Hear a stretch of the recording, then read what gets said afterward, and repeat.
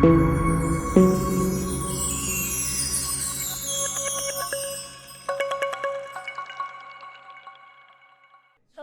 and welcome to a special episode of You Know Uno. Today we're honoring and celebrating women for International Women's Day. I'm Haley, and today we're joined by Miranda Carbaugh, owner and founder of Wiley Roots Brewing Company. Hello. Thanks for joining us. Absolutely. Thank you for coming to Greeley. Absolutely. This has been such a fun drive. It's a beautiful day, and here we have some nice, refreshing beer. Will you tell me a little bit about what you're drinking? I'm actually drinking Celsi on the Beach. It's one of our cocktails. Basically, it's just a fermented, so it's orange, peach, and our hard seltzer base and cranberries. Oh, that sounds delicious. And I am drinking She Is Bold, the women's beer of the month. It's our International Women's Day beer that we released technically Friday. It's a dry hopped lager with the pink boots hop blend. It's delicious. It's very easy to drink, light, refreshing. It's perfect for a sunny day. I'm glad you're enjoying it. Yeah, thank you. Well, we can dive right into some questions and would love to hear a little bit of the history of Wiley Roots, how and why you got started, and even if there's more history beyond that too. So my husband and I, Kyle, started Wiley Roots technically in 2009. We had entered our careers, lived in Denver, and in 2009, for a Christmas gift, I guess it would be 2008, I gave him a journal detailing all of the breweries in Colorado. And I said, even though I didn't drink beer at the time, I said, we should go to all these breweries and I will drive you. And so we went to, 80 breweries maybe. So we didn't hit them all. But in the course of that year, not only did I fall in love with beer, but we realized just how great the community is and that we wanted to be a part of it. And so by the end of 2009, we officially formed, at that point, Wiley Brewing Company.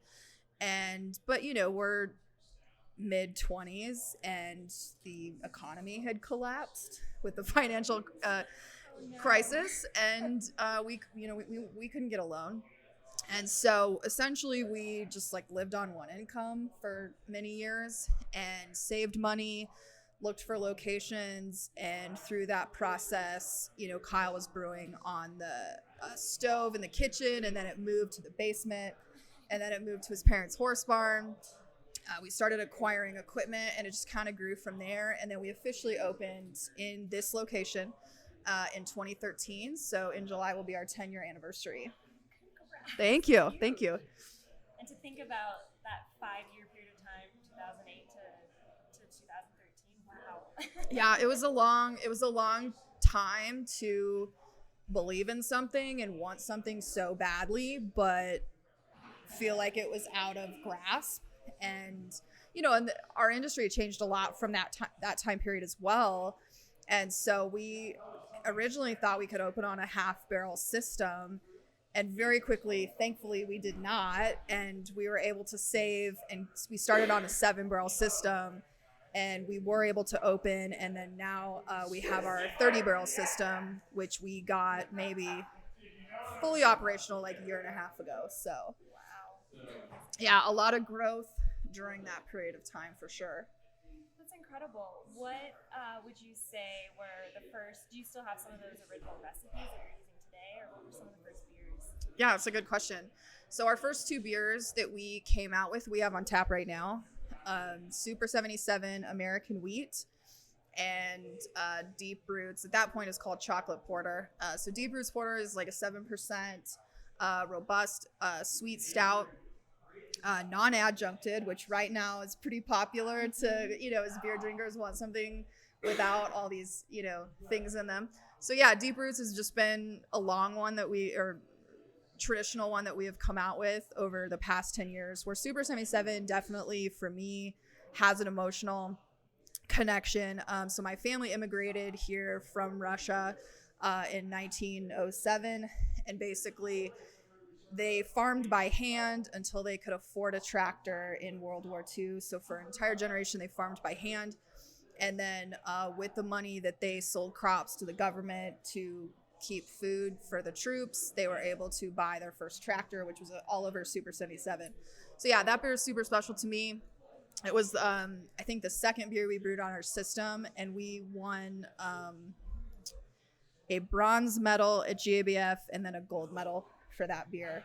So yeah, we still have two of the tried and true classics, but other than that, our menu has evolved substantially since that point. Many questions. I mean, Yeah. I don't even know where to start. So I would love to hear, I guess, over the history of from starting from those two, like I'm going to call flagship beers, and how you progressed within the menu. I see smoothies, and sours, and pastries, and tell me all about it. Yeah, we let's see. So we definitely brewed traditional styles, and that was with purpose and intent because so Greeley was actually dry until 1969. It was originally a temperance colony where people moved to Greeley because they did not consume alcohol, and so it was very late in joining the bandwagon for booze. That's why it was kind of run from Garden City, which is a couple miles from here, and funneled in. But yeah, so because of that, with the legalization of alcohol, styles, you could say, were behind in comparison to the rest of the state. So IPAs were not a thing. It was very 90s styles. So yeah, original beers were ambers, lagers, things like that. So we started there and then moved into the mixed culture realm probably around, Kyle would remember better than me, let's go 2016, 2015, 2016. So a couple of years in, we built 170 barrels in our backspace area there. And we won a couple medals for our mixed culture program for Funk Yo Couch, and developed our sour program, neutral barrels that we would age like a golden sour, and then we would add fruit. So that was kind of like the evolution, second phase of Wiley Roots. And then our third phase, I would say, would be closer to the COVID timeframe, where we started coming out with smoothie sours, and overnight people were buying our beers and they were selling out in 30 minutes. And so yeah, I would say I'm gonna call this phase 4. So phase 4 to me would be, we still make smoothie sours, we still make approachable beers, we don't really make mixed culture beers anymore, but now we're really digging these lagers that we're coming out with. So there's not any fruit in that, but the citrus character is awesome. And so yeah, we probably have, I think, 5 lagers on tap right now. Every month our bestseller in-house is a lager, which is great. So the gamut, I mean, if pretty much anything you're willing to try, we probably have something close to it. So I knew I was fascinated reading the menu. I'd seen it once before when I had a good friend come up and bring some of the breweries back via can. And in the pandemic, actually, a few of the smoothie beers, and so good. So I appreciate learning a little bit more.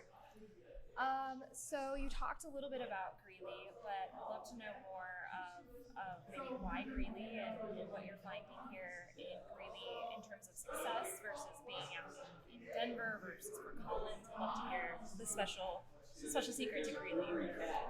It's a good question. We, let's see, so my family's been in Weld County, which is where Greeley is, since like 1907. Kyle's family has also been in this county for 4 generations now.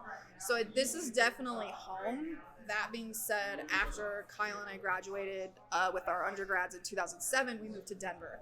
So we lived in Denver. The idea to start a brewery came in Denver, and our plan the entire time was to not leave Denver.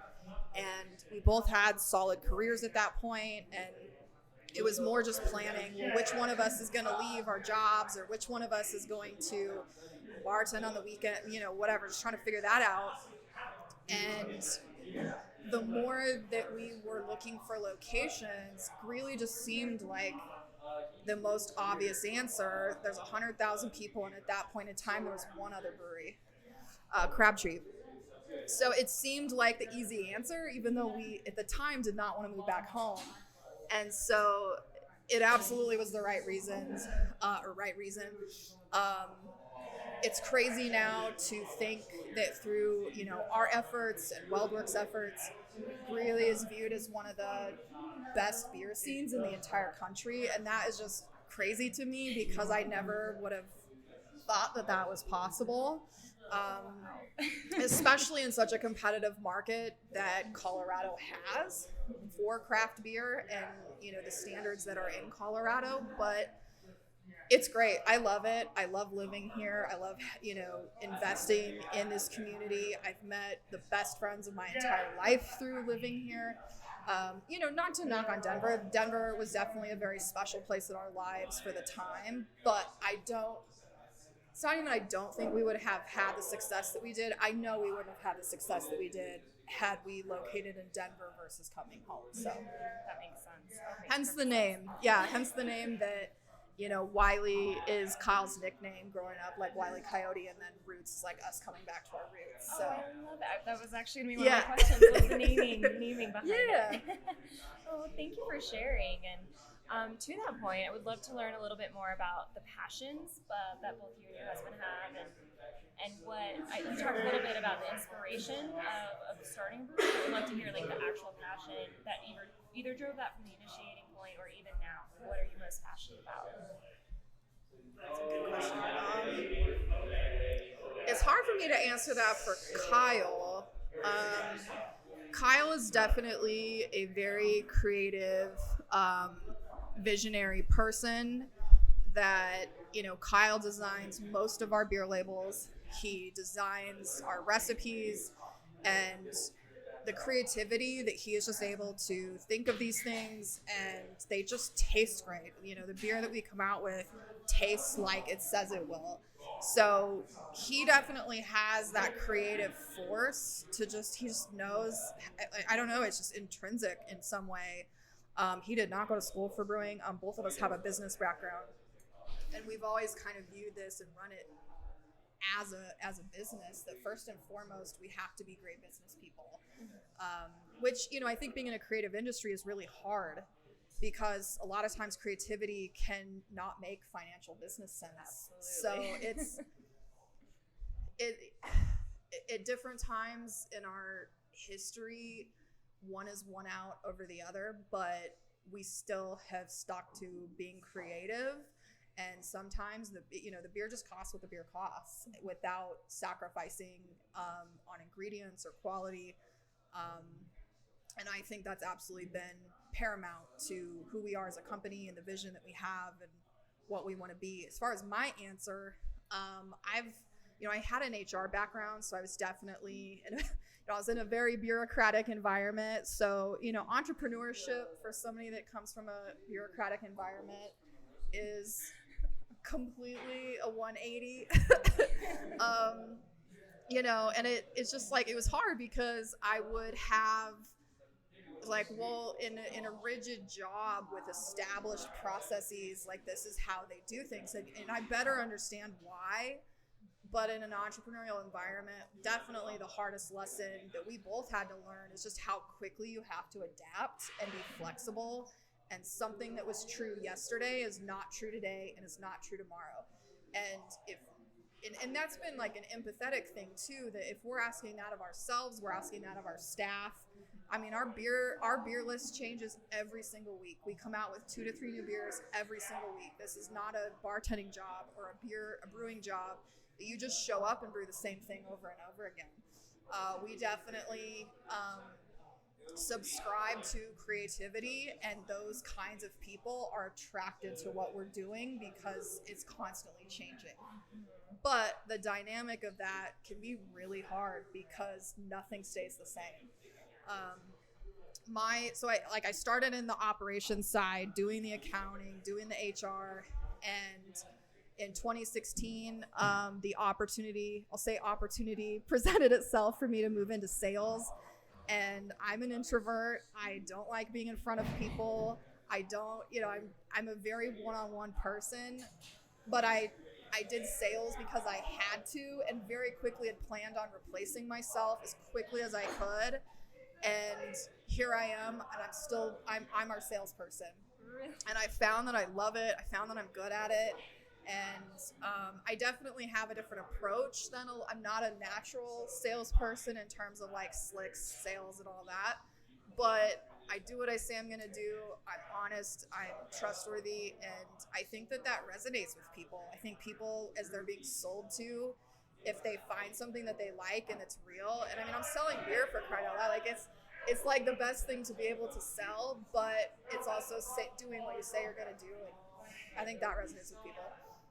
Absolutely. Huge keys of success. And well, to that point, though, I would love to hear more about what you have faced in terms of success or challenge in being a woman in the brewing industry. It typically is male dominated. I am seeing more female business owners, but would love to hear your take on that. Yeah, it's so my family has a farm. I come from another male dominated industry, farming and agriculture. And so I would say I was just used to it. I was used to having to almost over explain or over justify, like to work that much harder just to be taken seriously. So I feel like it's probably comparable to agriculture. It's felt the same, but all the time, people will assume things, think things. I mean, literally the other day, someone in our tap room, a female, said that she said something like, well, Kyle must keep you busy. And it just, I mean, it's like, oh, okay, yep, this idea still exists that, my husband has given me a job and has given me things to do and that I'm just kind of around. Yeah, it is hard because, there's an exchange there of beer and dollars and cents. And, I don't want to, I want to be firm in who I am and what I believe, but I also don't want to make somebody feel like garbage sitting in my tap room. So I was able to like have that conversation with her, and I don't think she walked away upset, but I still just said, yeah, he doesn't find things for me to do. I'm an integral part of generating revenue for this company. So it all the time, it still happens. Beer festivals can, be uncomfortable in that, like, I'll have a male staff member who's like an intern or something next to me, and someone will ask him over me. So it just, those things are true. They definitely happen. One of the, I'll say, interesting decisions that I made early on in running our business is, for a very long time, I did not wear my wedding ring. I still to this day, I don't introduce Kyle as my husband at work. We've had staff members work for us for months and did not know that we were together. And that's my decision. That's not Kyle's decision. I've always wanted to be taken seriously for the role that I have. And really, our marriage has nothing to do with it. It's additive, absolutely. But unfortunately, like, it is something that, there's assumptions that are made. I was either given this job, I was given things to do. And so I will typically say, like, a lot of people actually think we're siblings because there are siblings that open breweries. So yeah, it's just something that I will introduce my staff and to other people. This is my business partner, because in this building, that's who he is. And, he has followed my request to introduce me as his business partner. But yeah, so it's an interesting dynamic. We are married, we are in a relationship. Working with your spouse, I mean, that could be a whole other segment and topic. Totally. It's hard because at the end of the day, who is talking to you, your business partner or your person?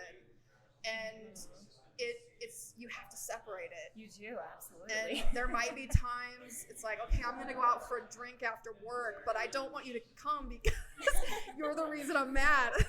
Oh. And it's just the reality of, like, there's also like a power difference too, that, at work, he's the CEO of our company. At the end of the day, I'm the number 2 in charge. My job as the chief operations officer is to support the CEO. My job is to make sure nothing, like I'm a shield essentially. That's if I'm good at what I do, that's what I'm supposed to do. And I failed as a COO if I haven't done that. And so if the CEO is like upset or wants something done a different way, I have to follow that. That's just my job. Where in our personal relationship, it's the exact opposite. There is no power difference. We are on equal playing field. So it's switching roles and mindsets. The second I walk out that door, that can be challenging. I don't know if you've Totally, yeah. I sometimes, Thomas and I, actually on the way up here, I'm talking to you as the business partner, not your wife. Let's talk about this. Oh, yep. let's switch it for a minute. Now I'm talking to you as your wife. And we don't actually have the same last name. And some of that has to do with just like some of those social constructs that happen. Yeah. You're business partners and you're married, but we also have our own independent careers on top of it. Are you looking to make some pushes for a better lifestyle? Well, we have something that will not only help you be more active and healthy, but also help you meet other wonderful people in the area that enjoy yoga. Win-win, right? Well, let me tell you about Denver Yoga Social. They're a great company who's bringing together the world of yoga, social events, and helping numerous small local businesses. They host fun events like silent disco yoga, puppy yoga, and even year-round rooftop yoga with live music. Most classes have fun perks for a social hour like a free drink, raffles, and even free admissions to things like the Denver Aquarium. Best of all, their classes are designed to accommodate everyone, from someone who has never done yoga before to someone who has been participating for years. So if you are looking to show your body a little more love, be sure to check out Denver Yoga Social classes soon. More information can be found on their website at denveryogosocial.com. It's challenging to navigate, but and the it's most hard successful couples can do it. Yeah, it's well, and that piece of like sharing a last name is challenging too, because I want, at least me personally, I want my husband's last name, but in a business sense, I feel punished for it, and so it's weird to feel both dynamics, that I'm proud of that name, it means so much to me, but yet in a business sense, so many things are immediately assumed. So it's unconscious it's bias from others. Yeah, absolutely. So my parents work together, my grandparents work together, my great grandparents work together. So I come from an entrepreneurial like mindset of, I saw what it was like for my grandparents to work together and all of that, and I've seen it done well, and I've seen it not done well, and I've tried to learn from different generations of what works and what doesn't. Any particular advice for anyone listening that is working with their spouse or partner, from what you've learned in your words of wisdom? What advice might you give? Share different offices. That's fair. I wish we would have done that the entire time. Well, it's hard because it's like, well, I like this person, I want to be around them all the time. I think that piece is just, we work so differently. He's, talkative and loud and outgoing, where I just want to like listen to my headphones when I work. So our styles are different.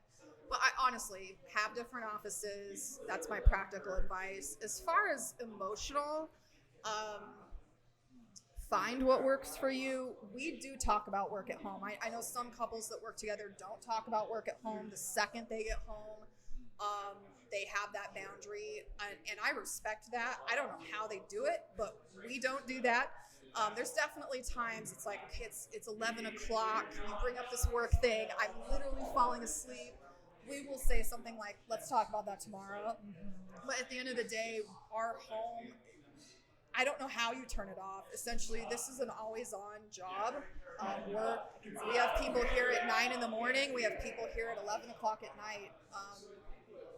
That could just be the retail component of what we do, but at the end of the day, to me, it's a lifestyle. You can never totally turn it off. We have found that it works to just not get upset, and talking about it for 5 minutes saves an hour of being upset later. Sure, yeah, absolutely. And one other piece of advice that I'm curious from your perspective of the women who are trying to pave their career in the brewing industry, any advice for those gals? Oh, that one's harder, I know. And it's hard. It's a hard answer because I haven't played every role in our company. I don't brew beer. I don't have the technical knowledge and expertise.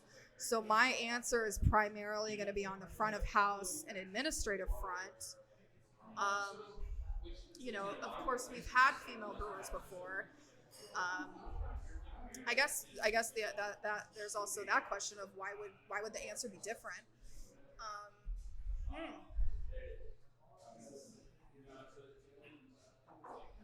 I I would say I just to go for it, and in an ideal world, it wouldn't be any different applying for a job in the brewing industry. Um, I do sometimes think that certifications can help with those assumptions that we talked about, but I really hope that we're now at a point where applying for a job in this industry, it doesn't matter. I would love that if that were Yeah. the case in all perfect circumstances. Totally. I think most of our leadership positions are held by females, and I'd say probably half of our company at this point is females. So I applaud that. yeah. Absolutely. That's great. Great goals to achieve. And it's really admirable. Well, thank you. Let's see.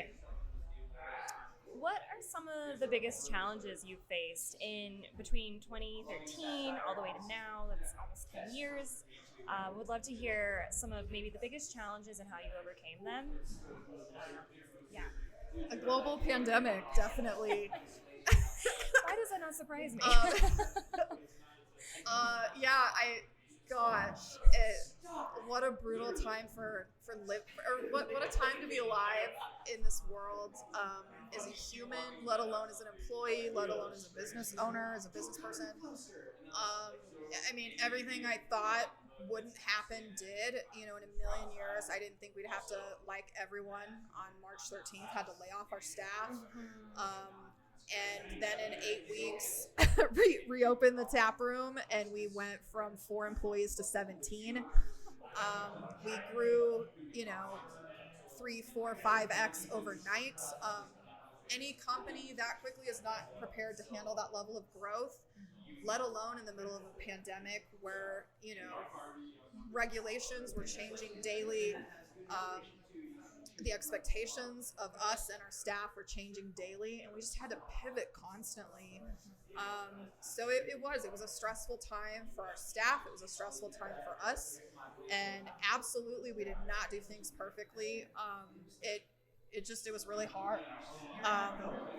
The positive is we knew we had to. It wasn't just about making great beer. We had to pivot and use that situation to be more creative than I thought we were before. And we started producing 150 beers in 1 year just to remain competitive, just to differentiate ourselves. And whatever that saying is, like the exact, the tide, when the tide is coming in, and the sea is the roughest, like that's the time to have your line in the water. And it feels so counterintuitive to existing as a person, but at the end of the day, like that's the time to go big or go home creatively, and as a business. And for us, it paid off big time. I think now, our industry is settling into this post-COVID world, I'll say. In some ways now is just as hard as COVID, whether it's the price of aluminum or raw ingredients. Labor is not what it was in 2019. The cost of that labor is not what it was in 2019. So I would say now is just as challenging of a time as it was 2 years ago or 3 years ago. And navigating this post-COVID world where people were consuming more alcohol than they have in decades.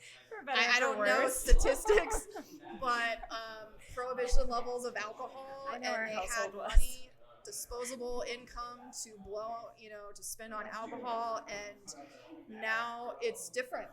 And so, we're having to put our creative thinking caps on again and pivot as a business again to whether it's these cocktails, that can cater to somebody that can't have, gluten, or, we also do non-alcoholic cocktails.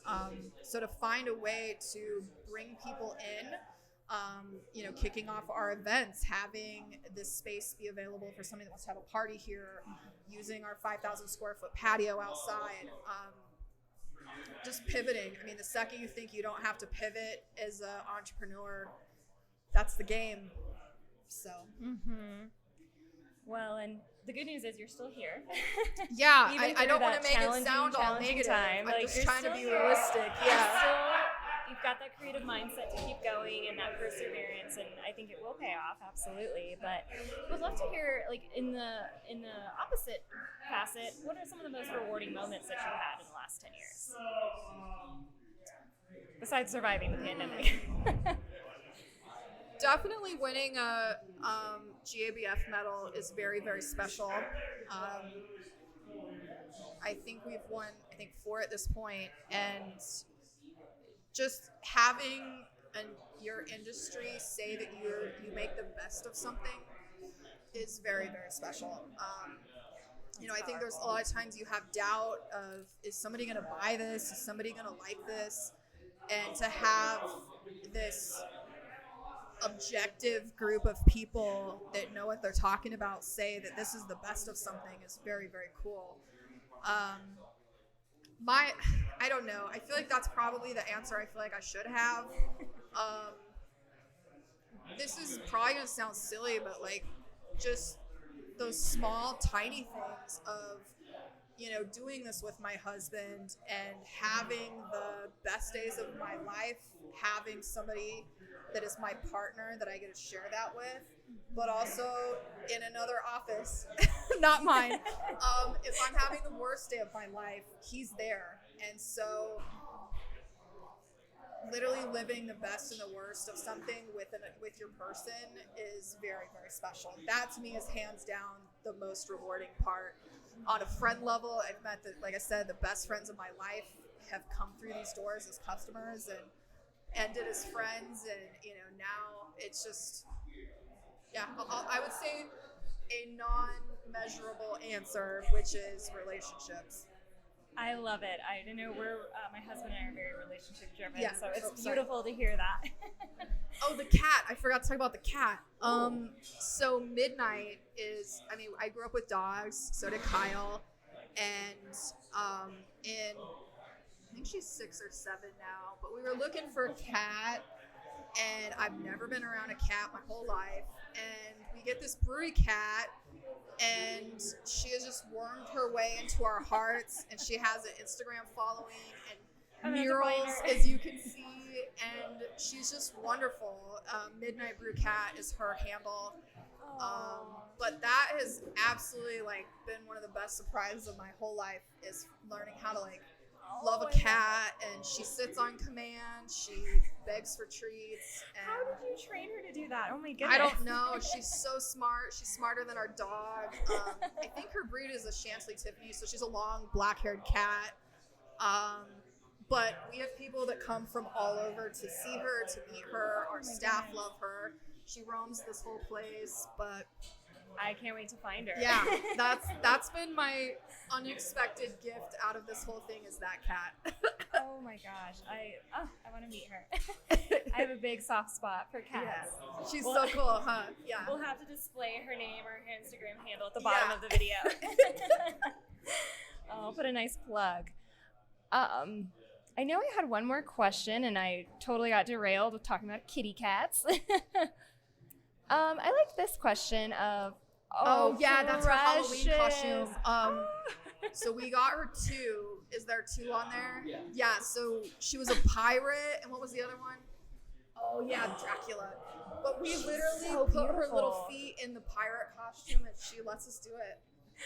She rides in our car, just sitting on our laps. Oh my gosh. She's one in a billion. A special kitty. Yeah. Okay, sorry. Go ahead with the question. No, it's okay.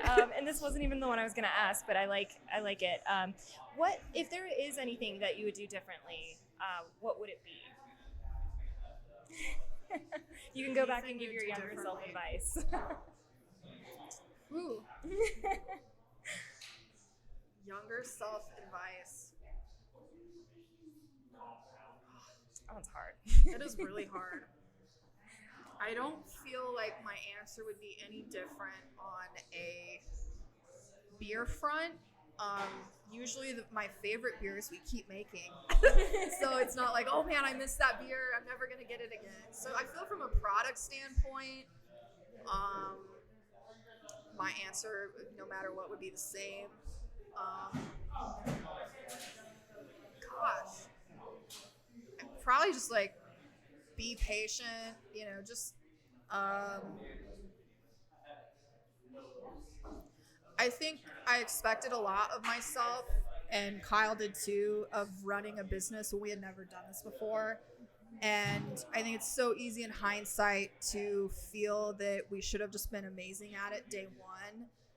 And my advice to myself would be like, the greatest things that we learn in life are from failing. And, um, we're bad at it, and we're going to die like a little less bad at it. So it's all you can ask for. yeah, just I don't regret the mistakes. Like, we had to learn, we had to fall on our face, and we've made a lot of mistakes, absolutely. But I think just being kinder to ourselves, because we expect ourselves to just be perfect at it, and it's just not possible. I love that sentiment. I really do. And one of my final questions would be talking about the future. What's next for Wiley Roots? What's the biggest goal, dream, ambition? What's next? Ooh. On a sales front, my answer would be to expand to more states. We were in 4 states last year, and I think we're now at 15. Wow, so my that's goal is to continue to expand and add more states, but to do it, sustainably and with thought and in purpose and intent. So that's my goal from a growth standpoint. Beer wise, continue on this lager front. I think we're all really enjoying it. Lagers to me are so great because you cannot hide behind flaws. We're really into the lagers right now. I think the cocktails will continue to be a thing. Food will continue to be a thing. So we have a pop-up every Friday, Saturday that's pizza. It's been going really, really well. It started about a couple months ago. So sounds awesome. Love pizza. Well, is there anything else you'd like to share with our audience? We got through most of the questions. Okay, so you asked, I guess I didn't talk too much about like the brewing process, but where can we find your beer? Oh, good question. In Colorado, I think we're in 350 accounts, whether on or off premise, so bars and restaurants or liquor stores. Mainly Front Range down to Colorado Springs, and then I think we go as far west as Vail. So, yeah, ask for our beer, and in those regions, it's totally possible. States, it's all over the place. It's not necessarily geographic of, we're going to start in Nebraska and move this way. It's all over the place, and it would take me a second to remember all of them. What might have been the hardest state to get into? Ooh. For whatever reason that may be. It's definitely going to be a legal answer. California. California was really hard. Doesn't surprise me. I think the more regulations, it's some of the southern states have been hard.